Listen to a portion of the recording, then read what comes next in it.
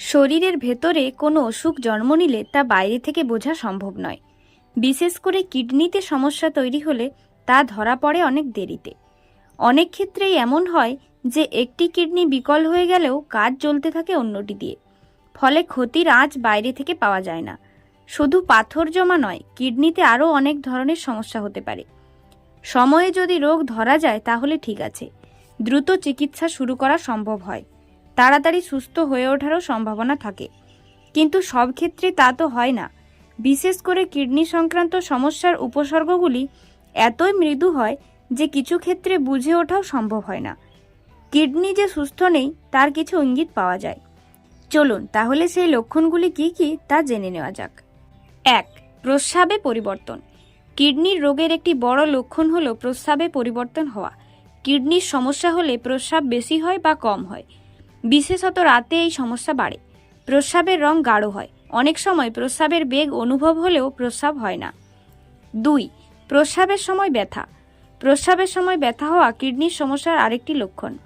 মূলত প্রস্রাবের সময় ব্যথা, জ্বালা পোড়া এগুলো ইউরিনারি ট্র্যাক্ট ইনফেকশনের লক্ষণ। যখন এটি কিডনিতে ছড়িয়ে পড়ে তখন জ্বর হয় এবং পিঠের পেছনে ব্যথা করে। 3. প্রস্রাবের সাথে রক্ত যাওয়া।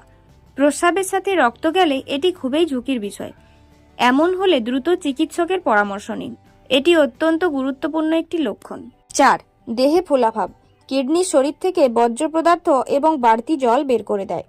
কিডনিতে রোগ হলে এই বাড়তি জল বের হতে সমস্যা হয়। বাড়তি জল শরীরে ফোলাভাব তৈরি করে। 5. মনোযোগ দিতে অসুবিধা হওয়া। লোহিত রক্তকণিকা কমে যাওয়ার কারণে মস্তিষ্কে অক্সিজেন পরিবহন কমে যায়। এতে কাজে মনোযোগ দিতে অসুবিধা হয়। 6. সবসময় শীত বোধ হওয়া। কিডনির রোগ হলে গরম আবহাওয়ার মধ্যেও শীত শীত অনুভব হবে, আর কিডনিতে সংক্রমণ হলে জ্বরও আসতে পারে। 7. ত্বকে র্যাশ হওয়া। কিডনি অকার্যকর হয়ে পড়লে রক্তে বর্জ্য পদার্থ বাড়তে থাকে। এটি ত্বকে চুলকানি এবং র্যাশ তৈরি করতে পারে। 8. বমি বমি ভাব। রক্তে বর্জ্য পদার্থ বেড়ে যাওয়ায় কিডনির রোগে বমি বমি ভাব এবং বমি হওয়ার সমস্যা হতে দেখা যায়। 9. ছোট ছোট শ্বাস। কিডনি রোগে ফুসফুসে তরল পদার্থ জমা হয়। এছাড়া কিডনির রোগে শরীরে রক্তশূন্যতাও দেখা দেয়। এসব কারণে শ্বাসের সমস্যা হয়, তাই অনেকে ছোট ছোট করে শ্বাস নেন। 10. পেছনে ব্যথা। কিছু কিছু কিডনির রোগে শরীরে ব্যথা হয়, পিঠের পাশে নিচের দিকে ব্যথা হয়। এটিও কিডনি রোগের একটি অন্যতম লক্ষণ। কিছু সাবধানতা অবলম্বন করলে কিডনির সমস্যা থেকে দূরে থাকা যায়। দুটি অসুখকে কিডনির বড় শত্রু বলা হয়। একটি হলো উচ্চ রক্তচাপ এবং অন্যটি ডায়াবেটিস। এই দুটি নিয়ন্ত্রণে রাখা খুবই জরুরি। বেশি দিন ধরে ইউরিন ইনফেকশন, কিডনিতে পাথর এবং প্রোস্টেটের সমস্যা কিডনির ক্ষতি করে, তাই এই অসুখগুলো পুষে রাখবেন না। ব্যথানাশক ওষুধকে বলা হয় কিডনির জন্য বিষ। ইচ্ছে মতো মুড়ি মুড়কির মতো ব্যথানাশক ওষুধ খাওয়া থেকে বিরত থাকুন। কিছু অ্যান্টিবায়োটিক্স চিকিৎসকের পরামর্শ ছাড়া খাওয়া একেবারেই উচিত নয়। যেসব খাবার এড়িয়ে যাবেন।